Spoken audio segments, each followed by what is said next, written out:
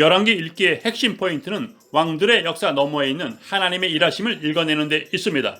열왕기상이 말씀하신 그대로 이루심을 강조했다면 이제 열왕기 하에서는 말씀의 구체적인 일하심이 나타납니다. 성경 읽는 마을에 잘 오셨습니다. 이 시간의 주제는 열왕기 하 복음으로 읽기입니다. 여러분의 구독과 좋아요는 이 땅에서 복음으로 살아가는 이들에게 큰 위로와 힘이 될 것입니다. 열왕기 하의 주제는 말씀의 구체적 일하심, 말씀의 비전입니다. 즉 말씀은 도대체 무엇을 이루시는가를 드러내십니다. 지금까지 말씀은 사람들을 애굽에서 이끌어 가나안으로 인도하셨습니다. 이제 열왕기 하에서는 말씀의 구체적인 역사가 드러납니다. 하나님의 섭리는 인간 편의 표현으로 비전입니다.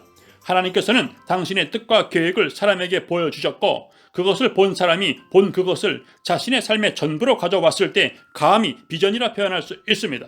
즉 인간의 야망은 비전이라 할 수 없습니다. 구조는 엘리사 사역, 북이스라엘 멸망, 남유다 멸망입니다. 이 구조를 지나갈 때에 성령님께서 말씀의 구체적인 역사가 무엇을 가리키는지 보여주시길 소원합니다. 엘리사 사역. 하나님은 엘리사의 스승 엘리야에게 세 가지를 명령하셨습니다. 하사엘에게 기름을 부어 아람 왕이 되게 하고 예후에게 기름을 부어 이스라엘의 왕이 되게 하고 엘리사에게 기름을 부어 너를 대신하여 선지자가 되게 하라. 하사엘의 칼을 피하는 자를 예후가 죽일 것이요 예후의 칼을 피하는 자를 엘리사가 죽이리라. 하사엘은 하나님의 회초리가 되어서 북이스라엘을 다스렸습니다. 예후는 아합의 가문과 바알의 선지자들 그리고 그들의 신상을 제거했습니다. 하사엘과 예후는 정말 죽이는 일을 했습니다. 그러면 엘리사도 죽이는 일을 해야 하는데 엘리사가 죽인 것은 무엇일까요? 엘리사, 과부의 아들 없음을 보고 아들을 주었고 그 아들이 죽자 살려냈습니다. 선지생도의 아내가 남편이 죽고 빛으로 자녀들을 빼앗길 위기에 처하게 되자 그 어려움에서 건져냈습니다. 국에서 죽음의 독을 제거했습니다. 굶주린 제자 100명을 보리떡 20개와 한 자루의 채소로 먹였습니다.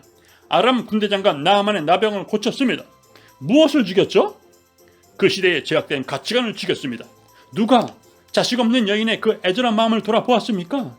한 여인의 자녀를 종으로 빼앗길 그 아픔을 누가 돌아보았습니까? 산에서 캐온 이름 모를 열매로 국을 끓여서 배고픔을 해결하려는 이들의 구차함을 누가 살폈습니까? 하나님의 진리를 찾다가 배고픈 이들의 형편을 누가 알아주었습니까? 나아만의 나병은 겉으로 드러난 것이요 정작 고쳐야 하는 것은 내가 한 나라의 군대 장관이요 하는 그 권위와 교만한 마음이요 남의 평가와 판단의 기준으로 살아가는 그 시대입니다. 누가 그것을 드러내어 고쳤습니까?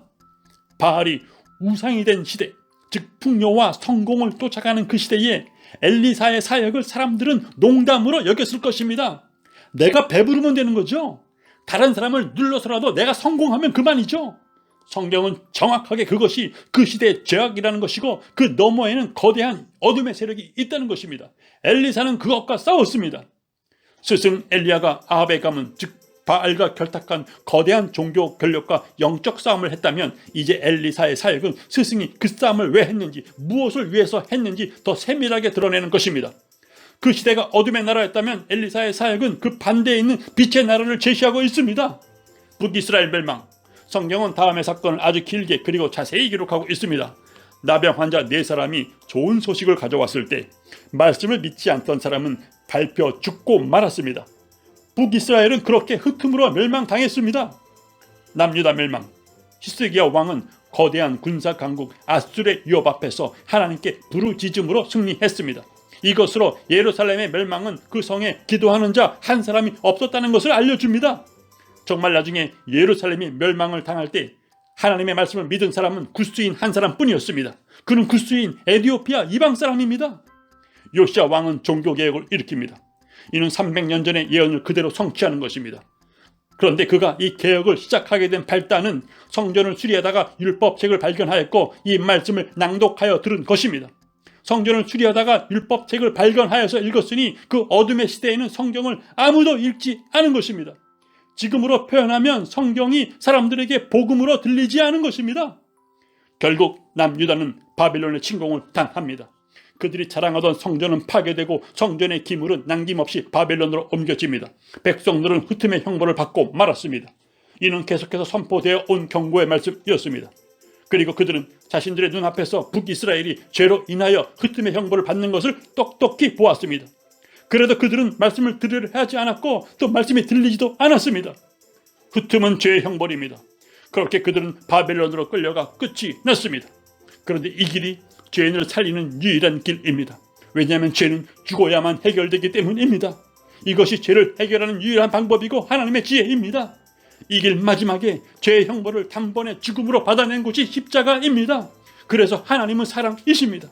죄인을 살리기 위해서 아들이 죽음의 형벌을 받으셨기 때문입니다. 구원은 성경이 복음으로 들려야 일어납니다. 하나님의 뜻이 사람에게 정확하게 전달되어 마음을 기경해야 합니다. 구원은 한순간의 느낌이 아닙니다.